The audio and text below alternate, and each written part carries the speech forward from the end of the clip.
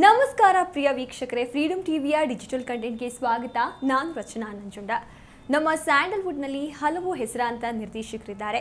ಯೋಗರಾಜ್ ಭಟ್ ಅವರಾಗಿರಬಹುದು, ಪವನ್ ಒಡಿಯವರಾಗಿರಬಹುದು, ಅದೇ ರೀತಿಯಾಗಿ ಸೂರ್ಯ ಆಗಿರಬಹುದು. ಈ ರೀತಿಯ ನಿರ್ದೇಶಕರು ಅವರ ಸಿನಿಮಾಗಳಿಂದ ಒಂದು ಟ್ರೆಂಡನ್ನು ಸೃಷ್ಟಿ ಮಾಡಿದ್ದಾರೆ. ಇವರು ಒಂದು ಸಿನಿಮಾ ಮಾಡ್ತಿದ್ದಾರೆ ಅಂದರೆ ಅದಕ್ಕೊಂದು ದೊಡ್ಡ ಮಟ್ಟದ ಫ್ಯಾನ್ ಬೇಸ್ ಇರುತ್ತೆ. ಇವರ ಸಿನಿಮಾಗಳು ಎಲ್ಲ ಸಿನಿಮಾಗಳಿಗಿಂತ ವಿಭಿನ್ನವಾಗಿರುತ್ತೆ. ಕಥೆಯಲ್ಲಾಗಿರಬಹುದು, ಮೇಕಿಂಗಲ್ಲಾಗಿರಬಹುದು, ಆ ಸಿನಿಮಾದ ಮ್ಯೂಸಿಕಲ್ಲಾಗಿರಬಹುದು, ಅವರು ಆಯ್ಕೆ ಮಾಡುವ ನಟರಾಗಿರಬಹುದು, ಹೀಗೆ ಪ್ರತಿಯೊಂದರಲ್ಲೂ ಕೂಡ ಅವರು ಬಹಳಷ್ಟು ಚೆನ್ನಾಗಿ ಆಯ್ಕೆ ಮಾಡಿ ಆ ಸಿನಿಮಾವನ್ನು ತೆರೆಗೆ ತರೋದಕ್ಕೆ ಬಹಳಷ್ಟು ಪರಿಶ್ರಮ ಹಾಕಿ ಸಿನಿಮಾವನ್ನು ತೆಗೆದುಕೊಂಡು ಬರ್ತಾರೆ. ಅದರ ಜೊತೆಗೆ ಆ ಸಿನಿಮಾ ಅಷ್ಟೇ ಯಶಸ್ಸನ್ನು ಕೂಡ ಕಾಣುತ್ತೆ. ಈ ರೀತಿಯಾಗಿ ನಮ್ಮ ಸ್ಯಾಂಡಲ್ವುಡ್ನಿಂದ ಹೆಸರಾಂತ ನಿರ್ದೇಶಕರುಗಳು ಇವರು ಅಂತ ಹೇಳಿ ನಮಗೂ ಗೊತ್ತು, ನಿಮಗೂ ಗೊತ್ತು. ಇದೀಗ ನಾವು ಪ್ರಮುಖವಾಗಿ ಒಬ್ಬ ನಿರ್ದೇಶಕರು, ಒಬ್ಬ ಪ್ರಸಿದ್ಧ ನಟನ ಸಿನಿಮಾದಿಂದ ಹೊರಬಂದ ವಿಚಾರವನ್ನು ನಿಮ್ಗೆ ಹೇಳ್ತಾ ಇದ್ದೀವಿ. ಯಾರು ಅಂತ ನೀವು ಯೋಚಿಸ್ತಿದ್ರೆ ಅದು ಬೇರೆ ಯಾರೂ ಅಲ್ಲ, ದುನಿಯಾ ಸೂರಿ. ಯಾರಿಗೆ ಗೊತ್ತಿಲ್ಲ ಹೇಳಿ? ಸೂರಿ ಅವರು ಸಿನಿಮಾದಲ್ಲಿ ರಾನೆಸ್ಸನ್ನು ನಾವು ಎದ್ದು ಕಾಣಿಸೋ ಥರ ಮಾಡ್ತಾರೆ. ಯಾವುದೇ ಸಿನಿಮಾಗಳು ಸೂರಿ ಅವರು ಮಾಡಿದ್ದಾರೆ ಅಂದರೆ ಅದರಲ್ಲಿ ಏನೋ ಒಂದು ರೀತಿಯಾಗಿ ವಿಭಿನ್ನವಾಗಿರುತ್ತೆ.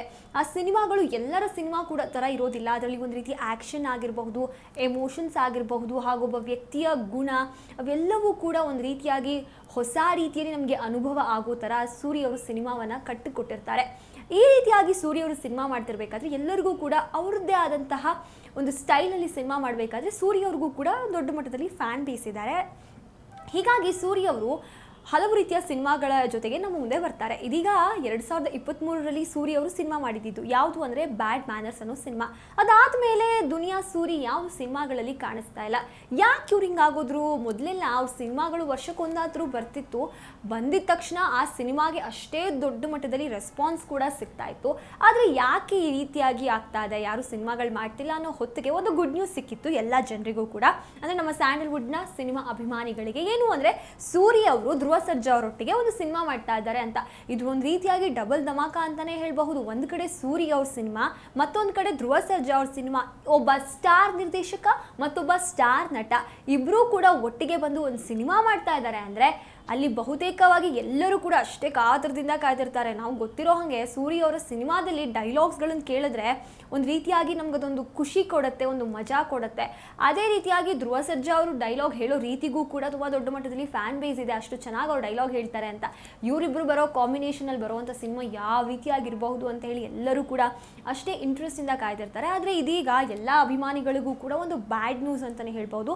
ಏನು ಧ್ರುವ ಸರ್ಜಾ ಅವರು ಜೊತೆಗೆ ಸೂರ್ಯ ಅವರು ಸಿನಿಮಾವನ್ನು ಮಾಡ್ತಾರೆ ಅಂತ ಹೇಳಿ ಒಂದು ಸುದ್ದಿ ಹರಿದಾಡ್ತಿತ್ತು. ಹಾಗೂ ಕತೆ ಕೂಡ ರೆಡಿ ಇಟ್ಕೊಂಡಿದ್ದಾರೆ ಸೂರ್ಯ ಅವರು ಧ್ರುವ ಸರ್ಜಾಗೋಸ್ಕರ ಅಂತ ಹೇಳಿ. ಇದೀಗ ಆ ಒಂದು ಸಿನಿಮಾದಿಂದ ಸೂರ್ಯ ಅವರು ಹೊರ ನಡೆದಿದ್ದಾರೆ ಅಂತ ಹೇಳಿ ಮಾಹಿತಿ ಬರ್ತಾ ಇರುವಂಥದ್ದು. ಎಲ್ಲ ಒಂದು ಕಡೆ ಧ್ರುವ ಸರ್ಜಾ ಅವರ ಅಭಿಮಾನಿಗಳಿಗೆ ಇದು ಒಂದು ರೀತಿಯಾಗಿ ಬೇಸರ ತರುತ್ತೆ.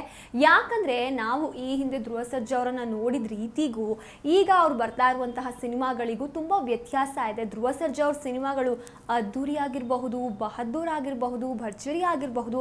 ಈ ಸಿನಿಮಾಗಳಲ್ಲಿ ಅವ್ರ ಡೈಲಾಗು, ಅವ್ರ ಡ್ಯಾನ್ಸು ಇದನ್ನೆಲ್ಲ ನೋಡ್ತಾ ಇದ್ರೆ ಓಲ್ಡ್ ಧ್ರುವನ್ನ ನಾವು ಮತ್ತೆ ನೋಡಬೇಕು ಅಂತ ಹೇಳಿ ಅವರ ಅಭಿಮಾನಿಗಳೆಲ್ಲ ನಮಗೂ ಕೂಡ ಅಷ್ಟೇ ಖುಷಿಯಿಂದ ನಾವು ಕಾಯ್ತಿರ್ತೀವಿ. ಆದರೆ ಇದೀಗ ಧ್ರುವ ಸರ್ಜಾ ಅವರ ಸಿನಿಮಾಗಳು ಬಹುತೇಕವಾಗಿ 3 ಸಿನಿಮಾಗಳು ಏನು ಬಂದಿದೆ, ಕೇಡಿ, ಪೊಗರು ಹಾಗೂ ಮಾರ್ಟಿನ್, ಅಂದ್ಕೊಂಡಿದ್ರ ಮಟ್ಟಿಗೆ ಯಶಸ್ಸನ್ನು ಕಾಣಲಿಲ್ಲ.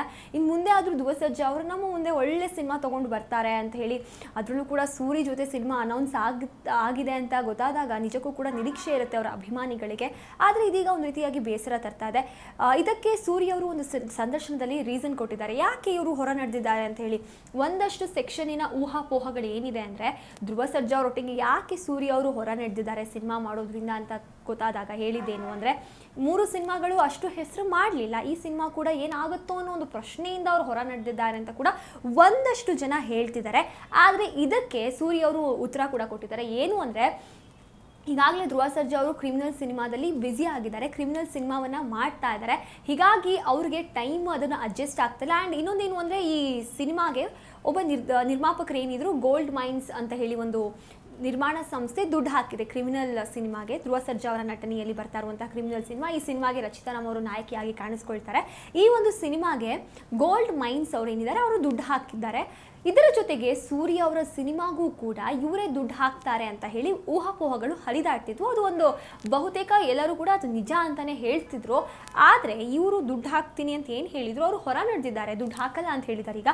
ಹೀಗಾಗಿ ನಿರ್ಮಾಪಕರ ಕೊರತೆಯಿಂದ ಈ ಒಂದು ಸಿನಿಮಾ ಅರ್ಧಕ್ಕೆ ನಿಂತು ಹೋಗ್ತಾ ಇರೋ ರೀತಿ ಆಗ್ತಾ ಇದೆ. ಮತ್ತೊಂದೇನು ಅಂದರೆ ಧ್ರುವ ಸರ್ಜಾ ಅವರು ಕೂಡ ಟೈಮ್ ಮ್ಯಾನೇಜ್ ಮಾಡೋದಕ್ಕಾಗಲ್ಲ. ಈಗಾಗಲೇ ಕ್ರಿಮಿನಲ್ ಶೂಟಿಂಗ್ ಏನಿದೆ ಅದು ಇನ್ನೂ ನಡೀತಾನೆ ಇದೆ, ಅದಕ್ಕೆ ಬಹಳಷ್ಟು ಟೈಮ್ ತೊಗೊಳುತ್ತೆ. ಇದ್ರ ನಡುವೆ ನಮ್ಮ ಸಿನಿಮಾಗೆ ಟೈಮ್ ನಮಗೆ ಅಡ್ಜಸ್ಟ್ ಆಗೋದಿಲ್ಲ ಅಂತ ಹೇಳಿ ನನಗೆ ತುಂಬ ಬೇಸರ ಆಗ್ತಿದೆ. ಈ ಸಿನಿಮಾದಿಂದ ನಾನು ಹೊರ ನಡೀತಿರೋದು ಅಂತ ಕೂಡ ಸೂರಿ ಅವರು ಹೇಳಿದ್ದಾರೆ. ಮತ್ತೊಂದು ಕಡೆ ನಮಗೆ ಗೊತ್ತಿರೋ ಹಾಗೆ ಇತ್ತೀಚೆಗೆ ಧ್ರುವ ಸರ್ಜಾ ಅವರ ಯಾವುದೇ ಸೂಪರ್ ಹಿಟ್ ಸಿನಿಮಾಗಳು ಬಂದಿಲ್ಲ, ಹೀಗಾಗಿ ಕೂಡ ಅವರು ಹೊರ ನಡೆದಿದ್ದಾರೆ ಅಂತ ಕೂಡ ಒಂದಷ್ಟು ಜನ ಮಾತಾಡ್ತಿದ್ದಾರೆ.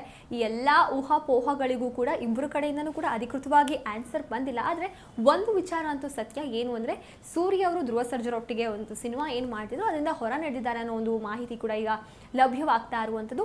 ಅದರ ಜೊತೆಗೆ ಅವರು ಮಾಡಲ್ಲ ಅಂತಲೂ ಹೇಳಿಲ್ಲ. ಮುಂದೆ ಬರುವಂತಹ ದಿನಗಳಲ್ಲಿ ನಮಗೆ ಸೂಕ್ತವಾದಂತಹ ಸಮಯ ಸಿಕ್ಕಿದಾಗ ಖಂಡಿತವಾಗ್ಲೂ ನಾನು ಮಾಡ್ತೀನಿ, ನನಗೆ ಧ್ರುವ ಸರ್ಜಾ ಅವರೊಟ್ಟಿಗೆ ಕೆಲಸ ಮಾಡೋದಕ್ಕೆ ತುಂಬ ಇಷ್ಟ ಇದೆ ಅಂತ ಕೂಡ ಸೂರಿ ಅವರ ಹೇಳ್ತಿದ್ದಾರೆ. ನಾವೆಲ್ಲರೂ ಕೂಡ ಕನ್ನಡ ಅಭಿಮಾನಿಗಳು, ಕನ್ನಡ ಸಿನಿಮಾ ಅಭಿಮಾನಿಗಳು ಕೂಡ ಇವರಿಬ್ಬರ ಕಾಂಬಿನೇಷನಲ್ಲಿ ಸಿನಿಮಾ ಬರಬೇಕು ಅಂತ ಹೇಳಿ ಅಷ್ಟೇ ಕುತೂಹಲದಿಂದ ನೋಡ್ತಾ ಇದ್ದೀವಿ.